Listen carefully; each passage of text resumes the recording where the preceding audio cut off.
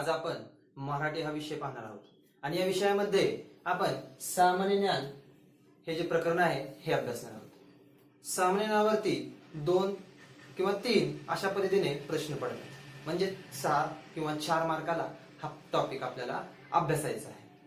सामान्य ज्ञानामध्ये नेमकं काय पडू शकतं ह्याचा जो व्यास आहे, ह्याची जी लांबी आहे, म्हणजे कुठपर्यंत त्याचा अभ्यास केला पाहिजे हे अनियमित आहे। म्हणजे तुम्हाला हाच प्रश्न ह्याच टॉपिक वरती प्रश्न पडतील असं नियमित नाही। तरी पण जो आपला एक अंदाज असतो, ह्या पाठीमागच्या जेवढ्या प्रश्नपत्रिका झाल्या त्यामध्ये त्यांनी कोणते प्रश्न विचारले, त्याच्या अंदाजानुसार सामान्य ज्ञानामध्ये नेमकं काय विचारलं जातं ते मी तुम्हाला सांगतो। तर सामान्य ज्ञानामध्ये सर्वप्रथम आपला जे भारत देश आहे त्याच्याविषयी राष्ट्रीय प्रतीके, आपले राष्ट्रीय प्रतीक कोणते आहेत, एक्झाम्पल आपला राष्ट्रध्वज असेल, अशी आपली राष्ट्रीय प्रतीके आहेत। राष्ट्रीय प्राणी, राष्ट्रीय पक्षी, राष्ट्रीय फूल हे आपलं कोणतं आहे हे त्या ठिकाणी विचारलं जातं। त्यानंतर आपला धर्म, म्हणजे आपल्या भारत देशात धर्म कोणते व ते धार्मिक स्थळे कोणती, जसे की हिंदूंमध्ये मंदिरामध्ये जाऊन पूजा करतात, मुस्लिमांमध्ये मस्जिदमध्ये जाऊन पूजा करतात, तशाच प्रमाणे अन्य धर्मांमध्ये कुठे कुठे जाऊन पूजा होते हे धार्मिक स्थळे याच्याविषयी विचारलं जातं। त्यानंतर धर्माचा ग्रंथ जे असतात, धर्माचे ग्रंथ, ते धार्मिक ग्रंथ, ह्या धर्माचा ग्रंथ कोणता, त्या धर्माचा ग्रंथ कोणता, अशा पद्धतीने धार्मिक ग्रंथावरती सुद्धा हे प्रश्न या ठिकाणी विचारले जातात। हे झालं तर राष्ट्र धर्म। त्यानंतर दिनविशेष, जे आपले दिनविशेष असतात, जसं की 8 मार्चला महिला दिन असतो, 5 सप्टेंबरला शिक्षक दिन असतो, 15 ऑगस्ट आपला स्वातंत्र्य दिन असतो आणि 26 जानेवारी हा प्रजासत्ताक दिन असतो। असे दिनविशेष त्या ठिकाणी तुम्हाला विचारले जातात। ते कुठे येतात तर सगळं सामान्य ज्ञानामध्ये येतं। म्हणजे दिनविशेष, धार्मिक ग्रंथ, त्यानंतर धार्मिक स्थळे, राष्ट्रीय प्रतीके, राष्ट्रीय फूल, पक्षी, प्राणी, हे सर्व जे काय ह्या सामान्य ज्ञानामध्ये विचारलं जातं। तसेच आता चालू घडामोडीमध्ये, आता ज्या चालू घडामोडी आहेत त्याच्यामध्ये देशाचा पंतप्रधान कोण, राष्ट्रपती कोण, त्यानंतर आपल्या राज्याचे मुख्यमंत्री कोण, हे अशा पद्धतीने त्यामध्ये प्रश्न विचारले जाऊ शकतात। त्यानंतर आपल्या भारत देशामध्ये, महाराष्ट्र राज्यामध्ये जी प्रसिद्ध पर्यटनीय स्थळं आहेत, ऐतिहासिक स्थळं आहेत, हे सुद्धा त्या ठिकाणी विचारलं जातं।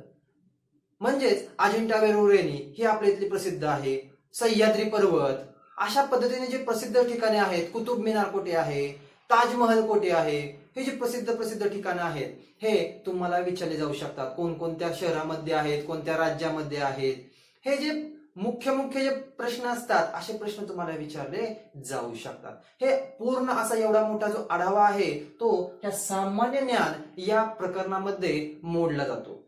मग त्याचा अभ्यास कसा करायचा, तर त्याची एक पीडीएफ जी आहे ही तुम्हाला भेटलेली आहे आणि ती पीडीएफ सामान्य ज्ञानाची ती तुम्ही तोंडपाठ करायची आहे। ती तोंडपाठ असल्याशिवाय तुम्हाला ह्या प्रकरणाची उत्तरं येणार नाहीत। त्यासाठी आमची जी पीडीएफ तुम्हाला मिळालेली आहे त्या पीडीएफ नुसारच तुम्ही अभ्यास करायचा आहे। आणि आज जे प्रश्न आपण अभ्यासणार आहोत ते सामान्य ज्ञानावरती, जसं की मी आता माहिती आढळते, म्हणजे त्रिपिटक हा ग्रंथ कोणत्या धर्माचा आहे असा प्रश्न आहे, किंवा त्रिपिटक या ग्रंथात कोणत्या धर्माची माहिती आढळते, म्हणजेच कोणत्या धर्माचा हा ग्रंथ आहे त्रिपिटक।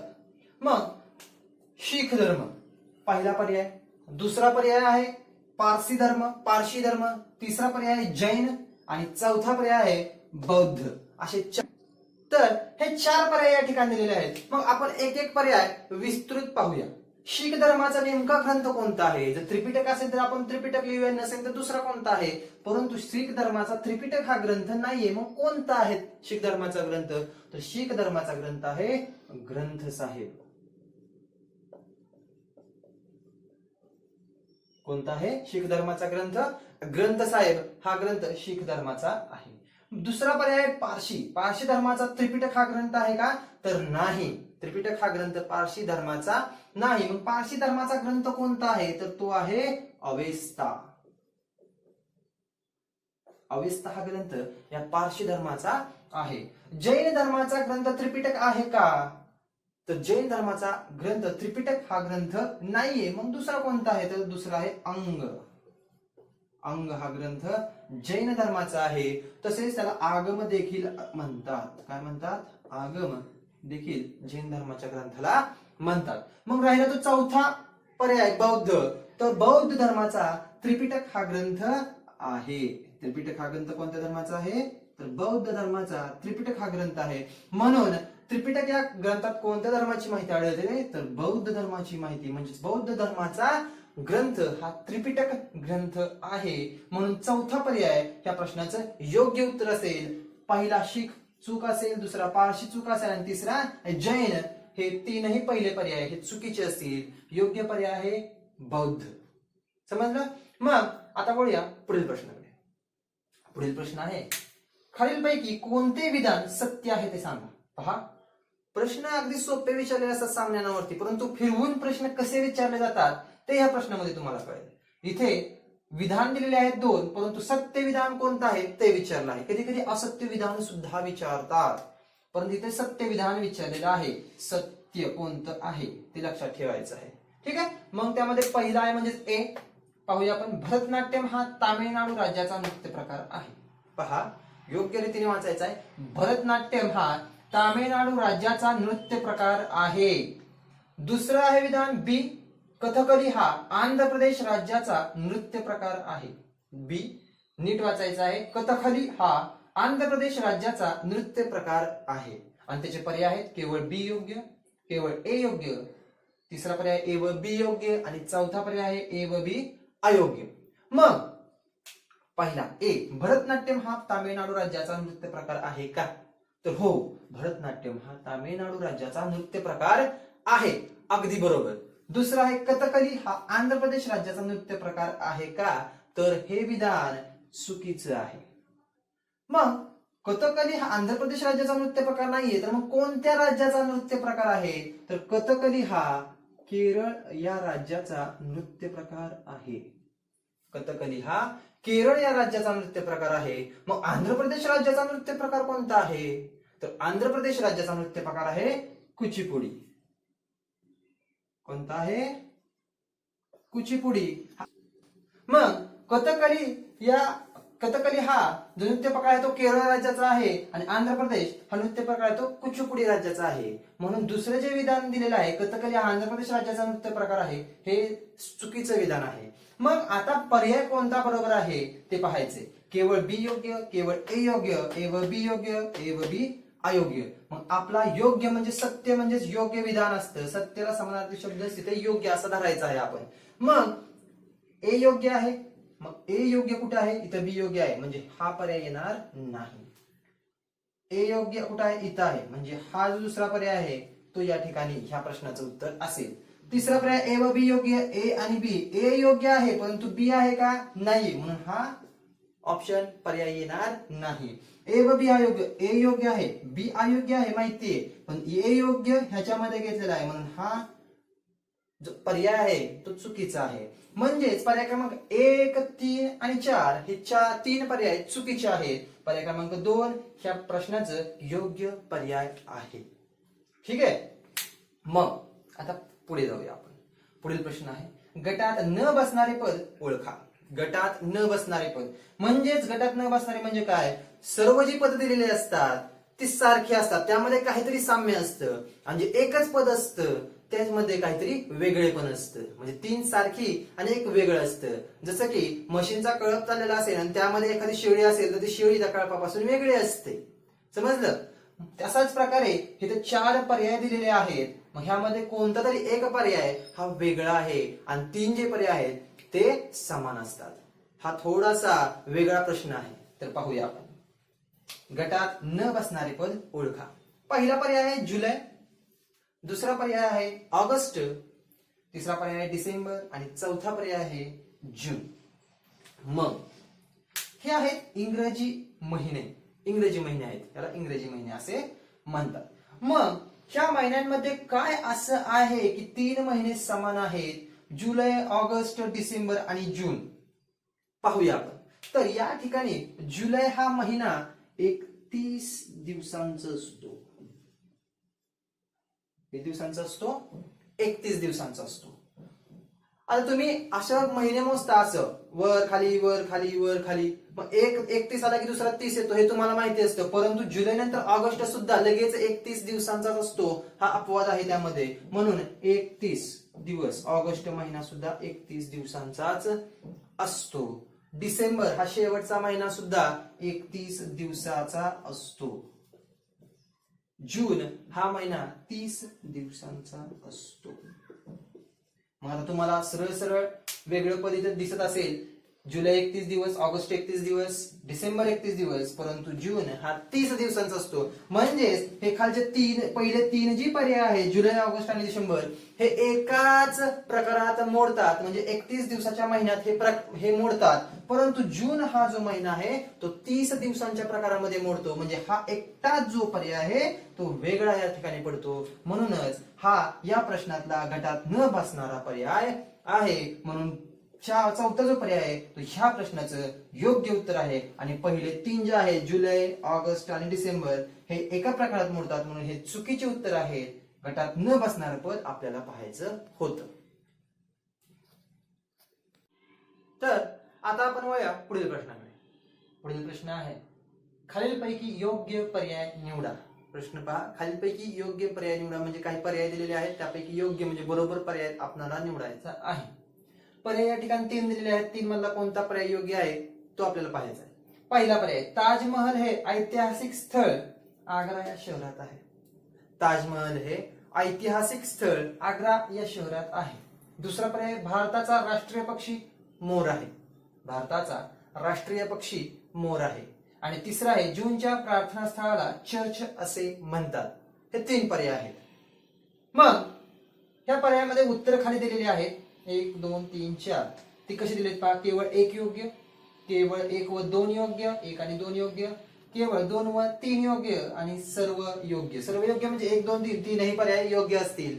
इथे फक्त दुसरा आणि तिसराच पर्याय योग्य असेल. इथे पहिला आणि दुसराच योग्य असेल. इथे फक्त पहिलाच योग्य असेल.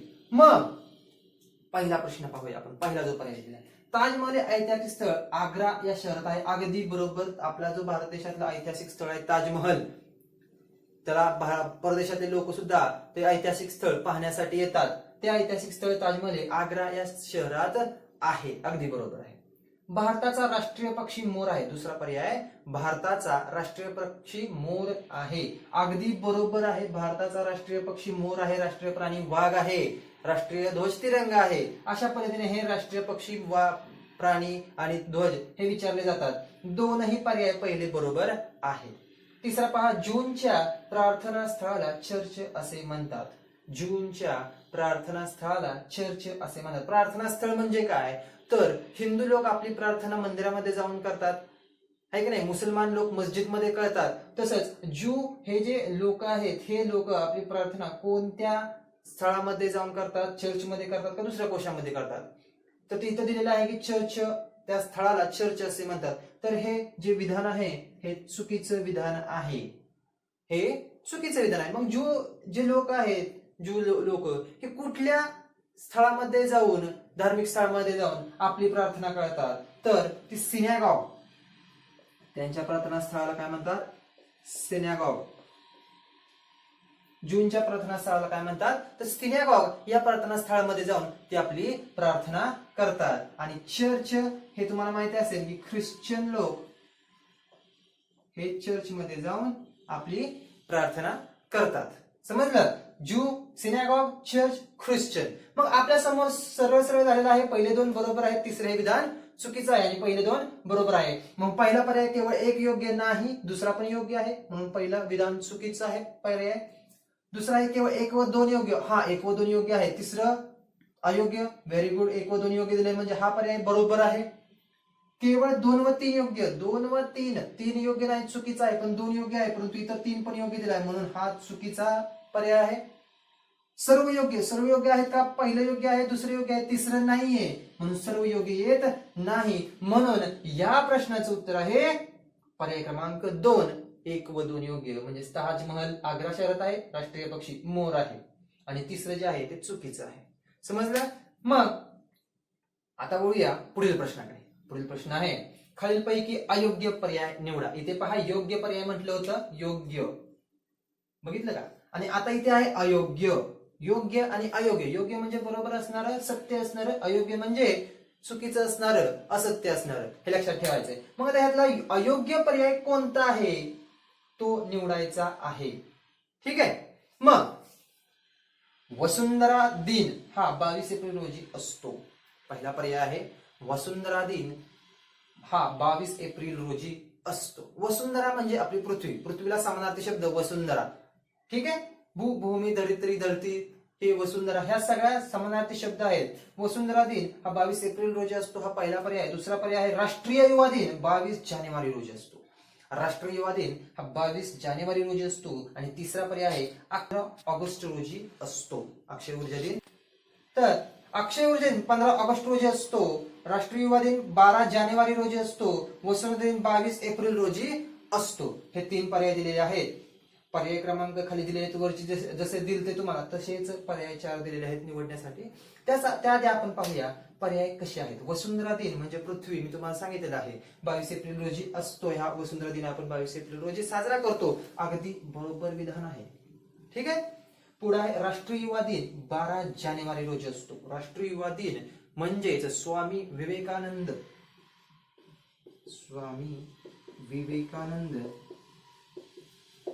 यांचा जन्मदिवस.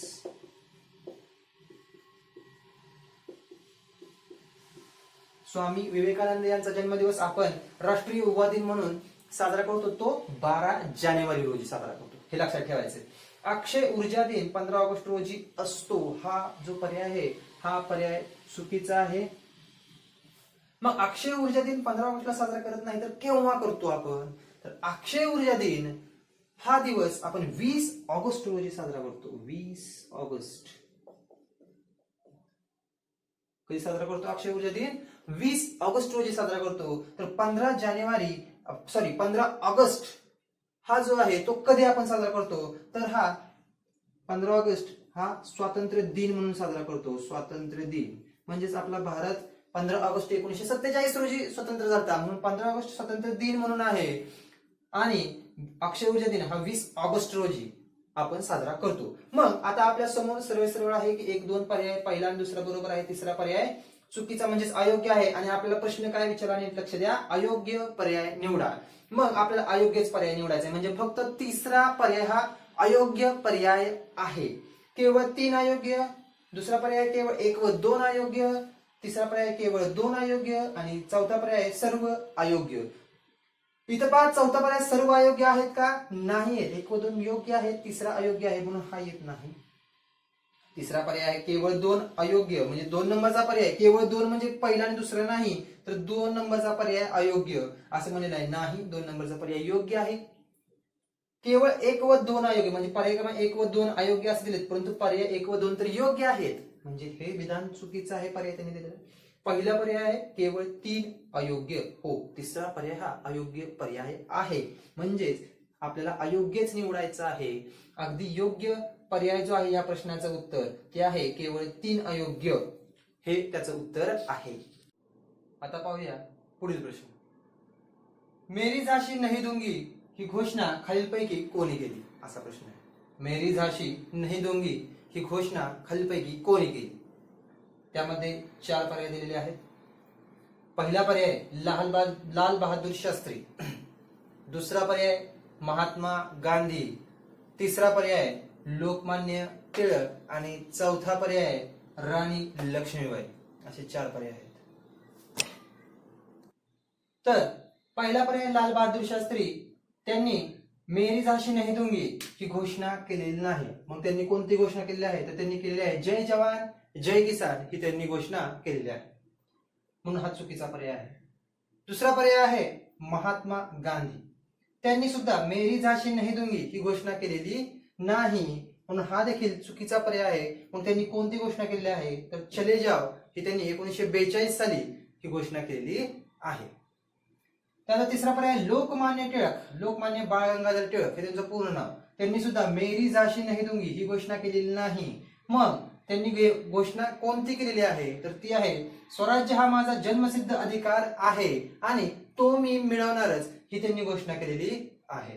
त्यानंतर आहे राणी लक्ष्मीबाई, मेरी झाशी नहीं दूंगी ही राणी लक्ष्मीबाई यांनी घोषणा केलेली आहे आणि ही घोषणा त्यांनी इंग्रजांविरुद्ध लढताना त्यावेळेस त्यांनी ही घोषणा दिलेली आहे. म्हणजेच मेरी झाशी नहीं दूंगी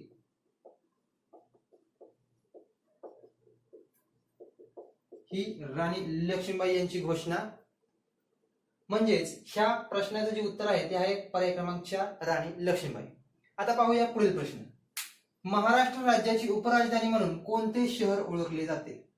महाराष्ट्र राज्याची उपराजधानी म्हणून कोणते शहर ओळखले जाते? पहिला पर्याय आहे मुंबई, दुसरा पर्याय आहे पुणे, तिसरा पर्याय आहे कोल्हापूर आणि चौथा पर्याय आहे नागपूर. तर यामध्ये पहिला पर्याय आहे मुंबई, ही महाराष्ट्राची राजधानी आहे.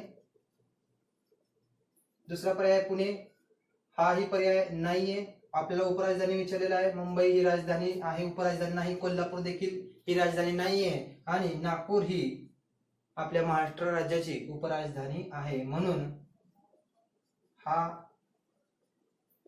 योग्य पर्याय आहे. अशा पद्धतीने आपण सामान्य ज्ञानावरती काही प्रश्न पाहिलेले आहेत. ते प्रश्न कशा पद्धतीने पाहिले आहेत हे तुम्हाला मी या ठिकाणी दाखवलेलं आहे.